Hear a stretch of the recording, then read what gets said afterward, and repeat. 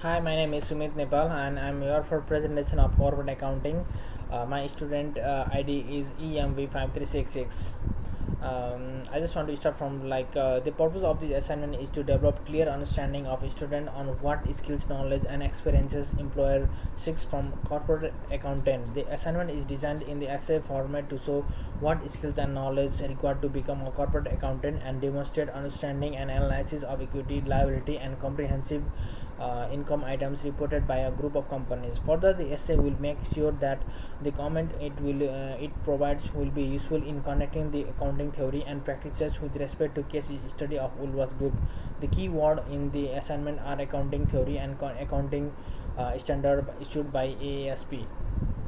In this assignment, I have separated introduction in the first body, part A, part B, summary, and references.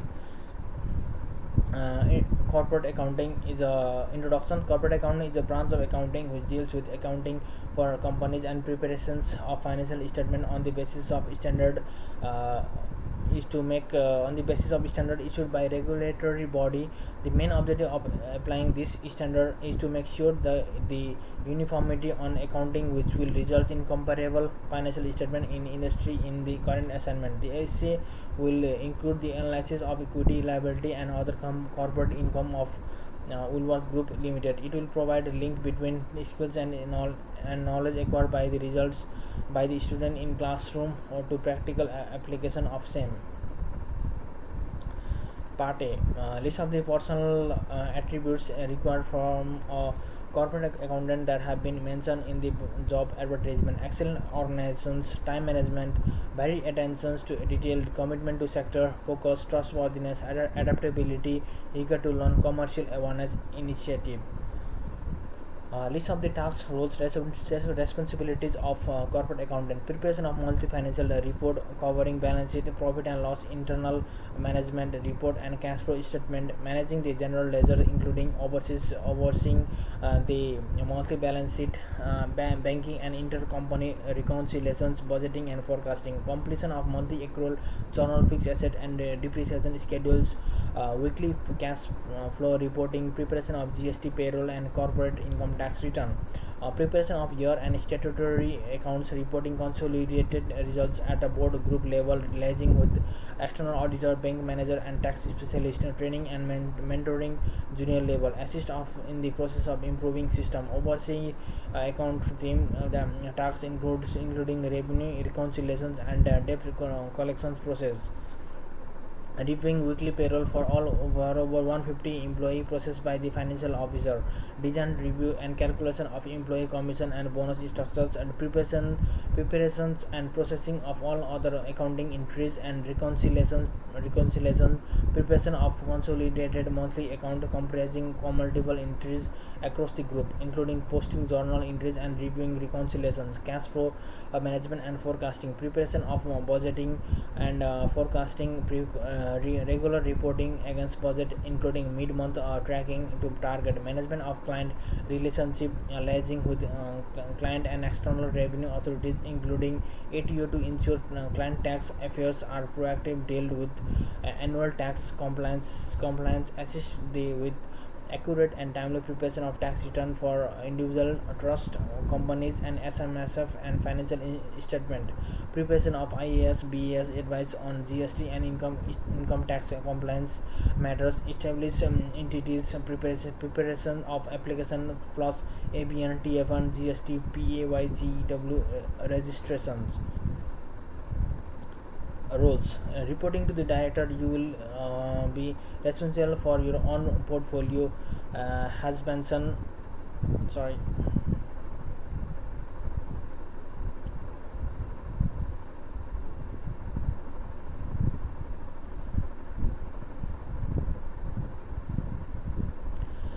Reporting to the director, you will be responsible for your own portfolio as well as mentioning junior accountant. Above all else, the successful candidate will have high attention to detail and accuracy in their work. The key responsibility of for the role include liaising with client and tax authorities regarding taxation queries, preparation taxation advice, tax return, and financial accounts; preparation financial statement for all entities including companies, preparing partnership, SMSFs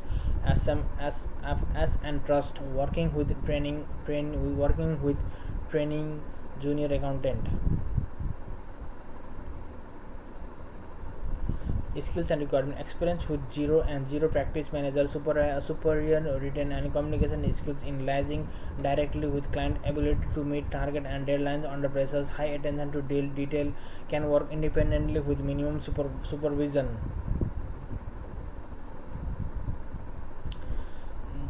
The key roles, tasks, responsibilities mentioned in job advertisement above are mostly covered by HI 5020 corporate accounting.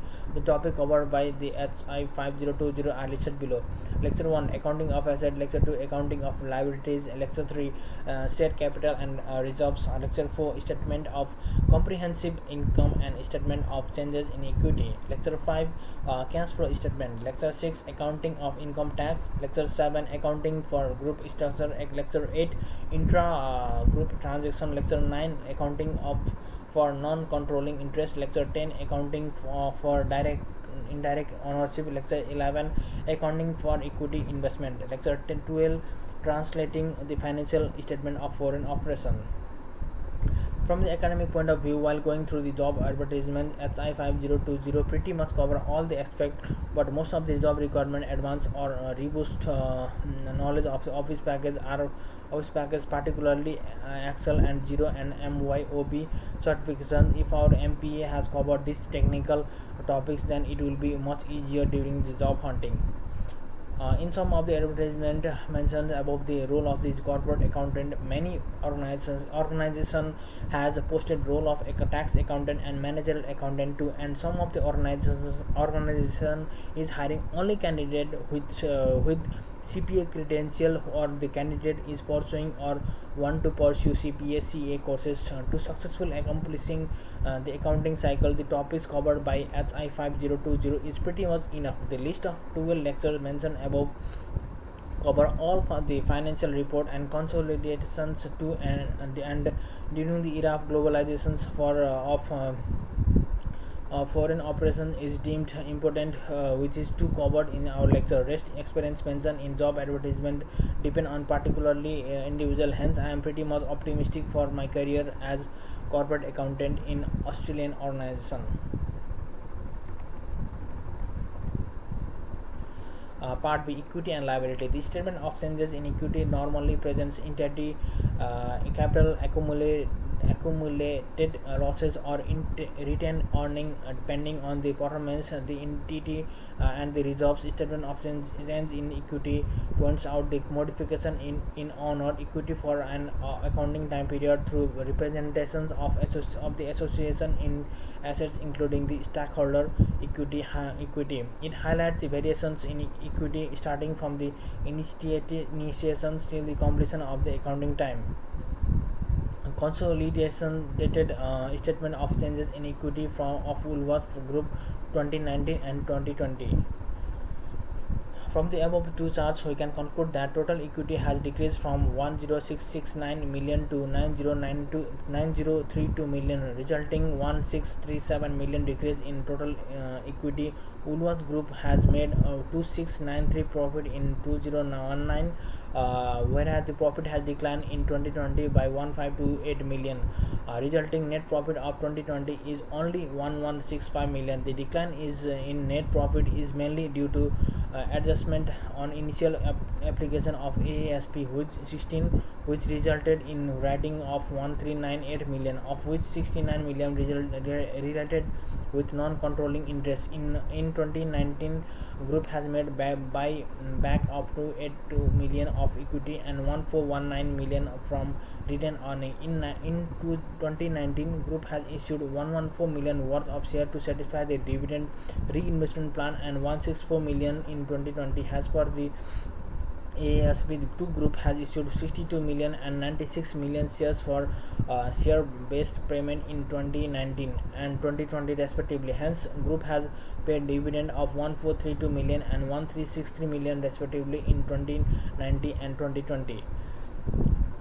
In financial statement prepared has per AASP 101, liabilities are divided in two: current liabilities and non-current liabilities. Current liabilities include trade and other payable borrowing, current tax payable, other benefits, other financial liabilities, other provision etc. Whereas non-current liabilities includes lease liabilities, borrowing, deferred tax liabilities etc. In 2019, total current liabilities has decreased from 9,008 million to 8,620 million, which results 388 million decrease in current liabilities, whereas current liabilities in 2020 has increased by 4,306 million, amounting to 13,191 million. The major contribution on increasing current liabilities in 2020 are lease liabilities and borrowing, which is increased by 1,560 million and 1,753 million respectively. The non-current liabilities increased by 689 million and 280 million in 2019 and 2020 respectively. Group has borrowed 565 million in 2019, whereas it paid 951 million in 2020. Similarly, group's other non-current liabilities have increased by 26 million in 2019, but in 2020 group has adopted AASP 16 from 1st July 2019, which results recognitions on straight line lease. Hence, liabilities of 273 million was written off as per note 126.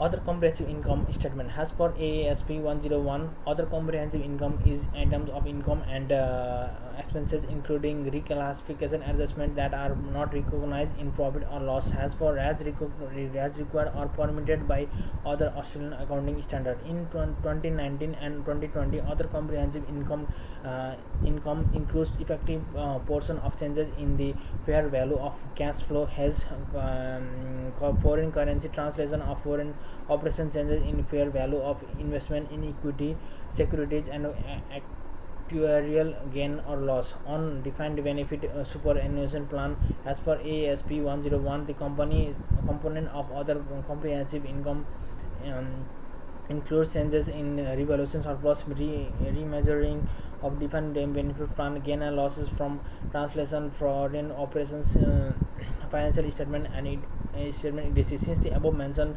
transactions are yet to be realized and are excluded from net income on an income statement, other comprehensive income represent balance between net income and comprehensive income we don't report in income statement. Profit and loss statement after including other comprehensive income. From the above statement, it can be concluded that if we include items of other comprehensive income statement, profit in the year of 2019 was increased by 70 million, which is mainly due to foreign currency translation of foreign transactions. Meanwhile, profit of 2020 is decreased by 58 million. From the differentiation above in point number 8, it can be concluded that other comprehensive income OCI includes revenue, expenses, gain and losses that have yet to be realized. Hence, we can't evaluate the performance of manager from the transactions which is yet to happen. And if we do the evaluation, which will eventually results on window dressing and misrepresentations, both since OCI covers the calculation of actual performance, there is no need to include in actual income statement. The above essay deals with skills, knowledge, employer seek on corporate accountant and link the learning objective, outcome and content of subject HI 5020. In second part, provide clear understanding of different equity liabilities and comprehensive income reported by Woolworths Group Limited. In my assignment presentation in here, and thank you so much.